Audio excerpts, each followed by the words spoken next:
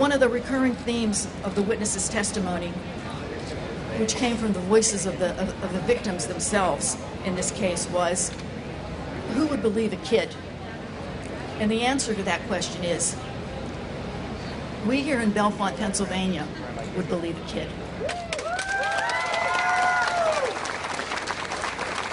And I think that I speak not only for my own agency, but for law enforcement across the country when I say we would believe a kid.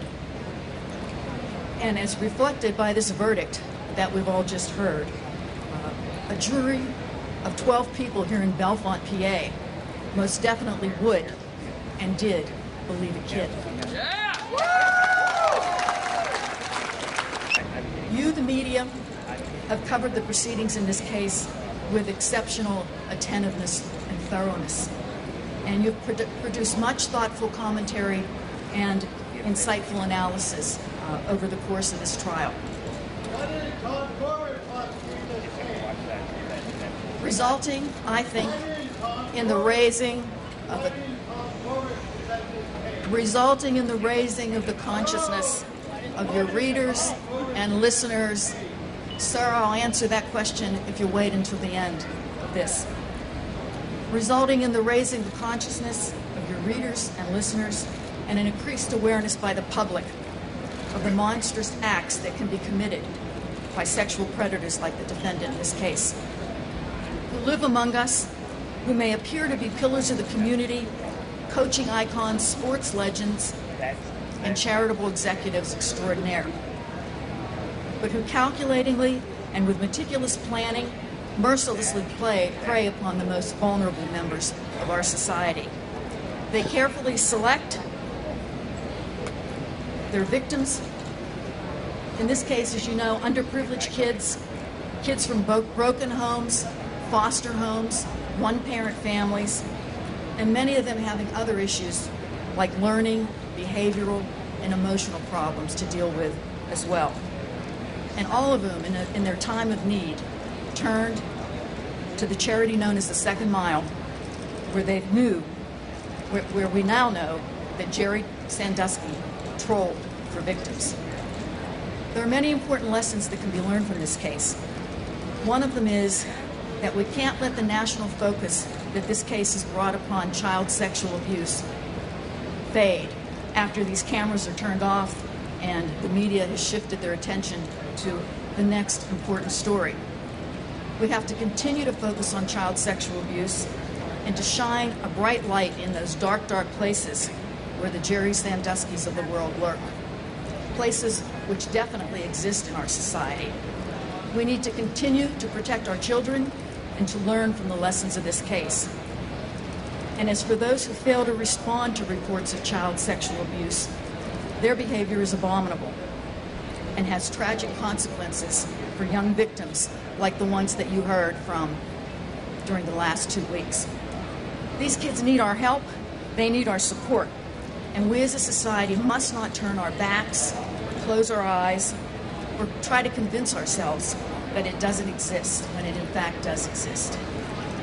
This is a law enforcement issue, and every police department and investigative agency across the country should take note of this case and ensure that every claim of child sexual abuse is addressed promptly and investigated thoroughly, with the understanding that where there's one victim, there very likely are more. This is also an institutional issue. Every institution that comes into contact with children should operate under the premise that it's their legal responsibility to report suspected child abuse. The legal part of this is easy to grasp, but more importantly, there's a moral and ethical imperative to do so. Concealing or attempting to minimize this type of crime is unacceptable, as well as unconscionable, and should not and cannot be tolerated. This is also a family issue, and hopefully parents across the country will learn from this case how important it is to be vigilant about your child's personal interactions with others and to make sure that your child is conscious of their own safety and aware that they must report these types of incidents.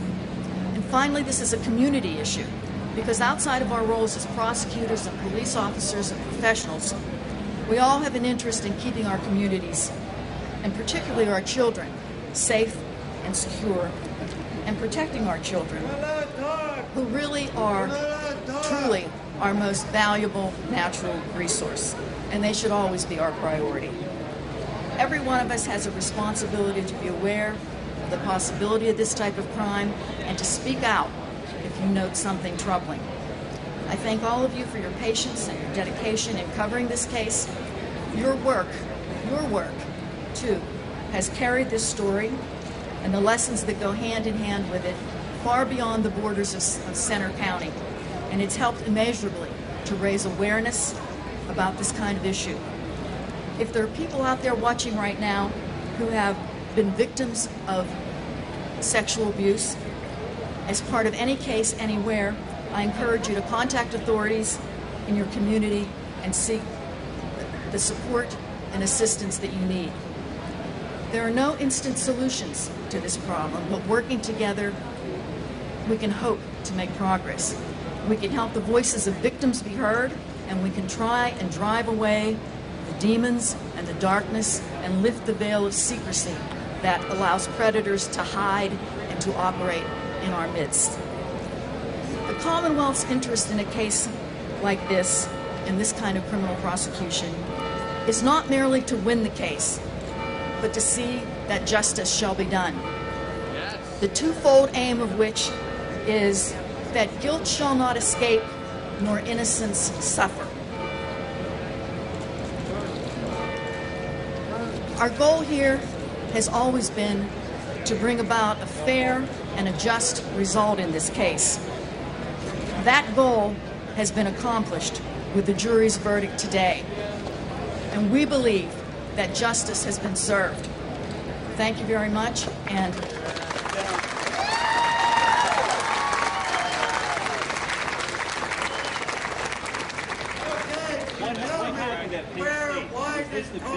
I'd like to give prosecute this case.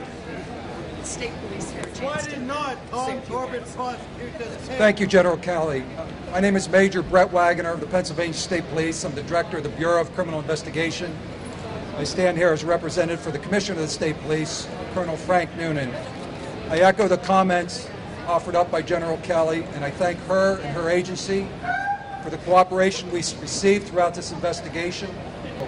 Thank you.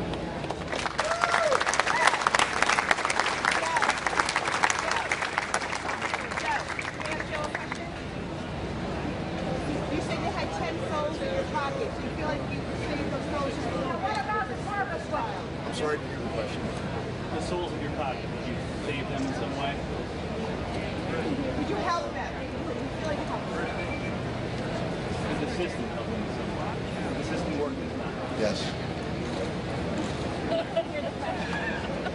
General, speak a little bit about what happened at Penn State. Was this the biggest secret?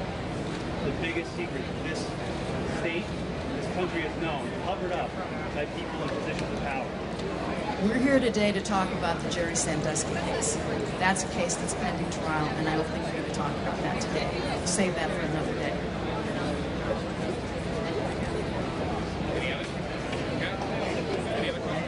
Any other questions? If not, thank you all very much.